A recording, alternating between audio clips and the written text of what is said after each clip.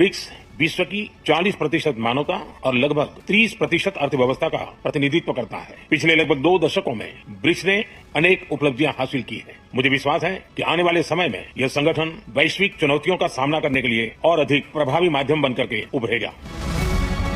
Bharat BRICS के अंतर्गत सहयोग बढ़ाने के लिए पूरी तरह से प्रतिबद्ध है। हमारी विविधता और मल्टीपोलरिटी में हमारा दृढ़ विश्वास हमारी ताकत है। हमारी यही ताकत और मानव। तो जय हिंद दोस्तों, शिक्षा टाउन यूट्यूब चैनल पर आपका स्वागत है। आज इस वीडियो में देखिए बात करेंगे कि इंपॉर्टेंट मीट जो की हुई है इंटरनेशनल लेवल पर, ये है ब्रिक्स की समिट। जी हाँ दोस्तों, ब्रिक्स की समिट हुई और इसमें जानेंगे कि ऐसा क्या खास हो गया कि इसकी चर्चा पूरी दुनिया में हो रही है। तो सबसे पहले आपको बता दें कि यहाँ पर एक आपने फोटो जरूर देखी होगी, प्रधानमंत्री मोदी जी और शी जिनपिंग जो कि चाइना के प्रेसिडेंट है, उनकी फोटो जरूर आपने देखी होगी। उन्होंने यहाँ पर पहली बार 5 सालों में हैंड किया। अब आप सोच रहे होंगे ये कौन सी बहुत बड़ी बात है, हम लोगों ने ये हैंडशेक तो पहले भी देखे हैं। अब बहुत सारे लोग फॉर्मली इनफॉर्मली हैंडशेक तो कर ही देते हैं। तो आपको बता दें, इसी समिट के दौरान ही 50 मिनट तक प्रधानमंत्री मोदी जी ने शी जिनपिंग के साथ में मीटिंग की। और इसमें देखिए, जो नॉर्मली मीटिंग हुआ करती है इंटरनेशनल लेवल पर, वो मुश्किल से 15 मिनट या 20 मिनट की होती है, जहां पर जो फॉरेन मिनिस्टर्स होते हैं वो जो दावे पेश करते हैं उन पर ये केवल मोहर लगाने जाते हैं। जो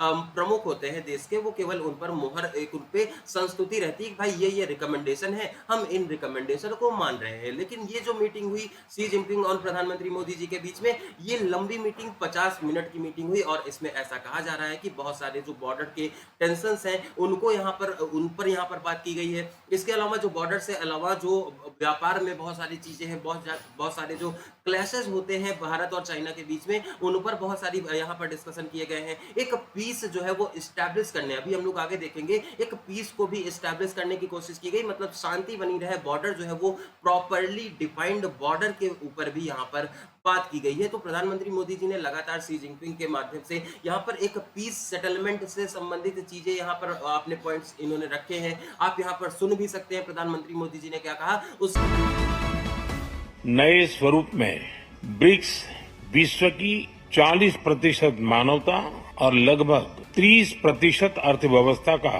प्रतिनिधित्व करता है। पिछले लगभग 2 दशकों में ब्रिक्स ने अनेक उपलब्धियां हासिल की हैं। मुझे विश्वास है कि आने वाले समय में यह संगठन वैश्विक चुनौतियों का सामना करने के लिए और अधिक प्रभावी माध्यम बनकर के उभरेगा। भारत ब्रिक्स के अंतर्गत सहयोग बढ़ाने के लिए पूरी तरह से प्रतिबद्ध है। हमारी विविधता और मल्टीपोलरिटी में हमारा दृढ़ विश्वास हमारी ताकत है। हमारी यही ताकत और मानवता में साझा विश्वास हमारी भावी पीढ़ी के समृद्ध और सशक्त भविष्य को सार्थक रूप देने में सहयोग होगा।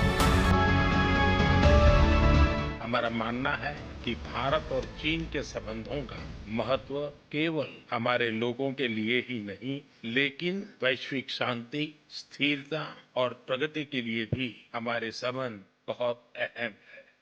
म्यूचुअल ट्रस्ट, म्यूचुअल रिस्पेक्ट और म्यूचुअल सेंसिटिविटी हमारे संबंधों का आधार बने रहना चाहिए।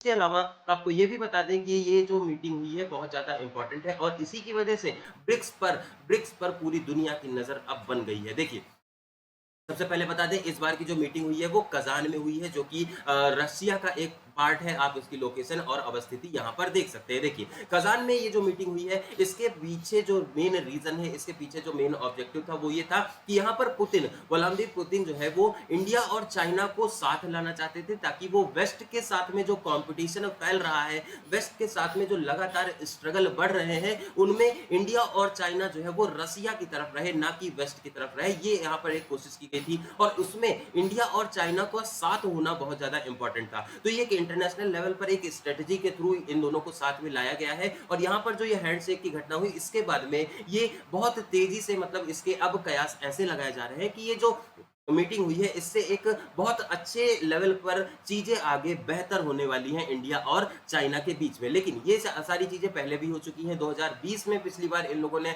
आपस में मिले थे, लेकिन उसके बाद में टेंशन्स बढ़ती ही चली गई। अब हो सकता है एक उम्मीद, एक पॉजिटिव अप्रोच के साथ में अगर हम लोग देखें इन चीजों को, तो हो सकता है यहाँ पर संबंध जो है वो मधुर हो जाए। अब आपको और बता दें, इसका जो इतिहास है ब्रिक्स का, है ना, ब्रिक्स के जो इनिशियल्स है BRICS, तो इसमें जो कंट्रीज शामिल है वो इसी हिसाब से है BRICS, है ना। बी से हो जाता है ब्राजील, आर से रसिया, आई से इंडिया, सी से चाइना और एस से साउथ अफ्रीका। ये प्रमुख थे जो कि इसमें शुरुआत जो इसकी होती है वो 2006 में होती है, लेकिन ऑफिशियल जो इसकी मीटिंग होती है वो 2009 से शुरू होती है। 2009 में जो मीटिंग हुई थी उसमें BRIC ही था। उसके बाद में ये जो एस साउथ अफ्रीका जो इसमें जुड़ा वो बाद में जुड़ा, है ना। 2010 में अगर देखें तो साउथ अफ्रीका भी इसमें शामिल हो जाता है और ये ब्रिक्स बन जाता है। 2023 की जो मीटिंग है वो 6 देश, जिसमें अर्जेंटीना, मिस्र, इथोपिया, ईरान, सऊदी अरब, UAE, ये भी शामिल होने का आमंत्रण यहां पर दिया जाता है। अब उसको एक मंजूरी दे दी जाएगी। अब ब्रिक्स में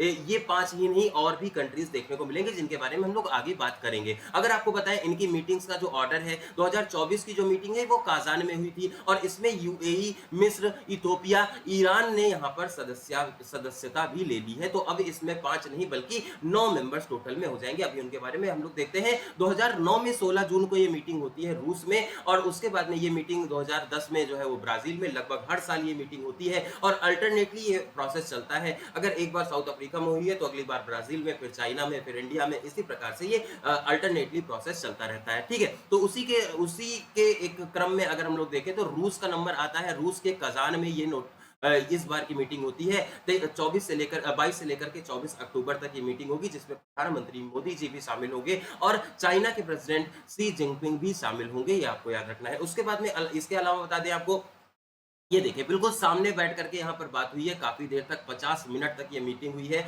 बहुत सारे डेलीगेट्स के साथ में ये मीटिंग हुई है। ये 16वीं ब्रिक्स समिट थी। सबसे पहले ये भी पूछ लिया जाता है कि भाई ये किस नंबर की ब्रिक्स समिट थी। ये 16वीं नंबर की ब्रिक्स समिट हुई। उसके बाद में 2024 की ये जो हाईलाइट्स है उनके बारे में देखें तो फर्स्ट बायलैटरल टॉक हुआ है। ये 5 सालों में पहली बार बायलैटरल टॉक हुआ है। किसमें? इंडिया और चाइना में पहली बार, 5 सालों में पहली बार हुआ है। और इसमें यहाँ पर जो LAC है, लाइन ऑफ एक्चुअल कंट्रोल, जो कि एक एक्साई चीन वाला एरिया है, जिस पर चाइना ने अधिकार कर लिया था 1962 में, उस पर भी यहाँ पर बात हुई है। उस पर भी ये एग्रीमेंट कुछ यहाँ पर साइन किए गए हैं। हालांकि वो क्या एग्रीमेंट है वो आपको आगे आने वाले वीडियोस में मिलेंगे, है ना। उसके अलावा आपको ये भी बता दें कि शी जिनपिंग और जो प्रधानमंत्री मोदी जी हैं, इन्होंने ट्रेड और बहुत सारी और भी चीजों पर बात की है ना। जो लगातार जो मतलब एक तरह से ट्रेड का प्रोसेस है, जो बहुत सारे टेंशन वहां पर भी आए थे, है ना। जो चाइना इंडिया के मार्केट को कैप्चर कर रहा था, उससे रिलेटेड भी बहुत सारे टेंशन भारत में थे, जिनके बारे में यहाँ पर बात की गई है। आइए और समझते हैं इसको और डिटेल में। तो यहाँ पर एक चीज ये भी निकल के आई कि प्रधानमंत्री मोदी जी ने यहाँ पर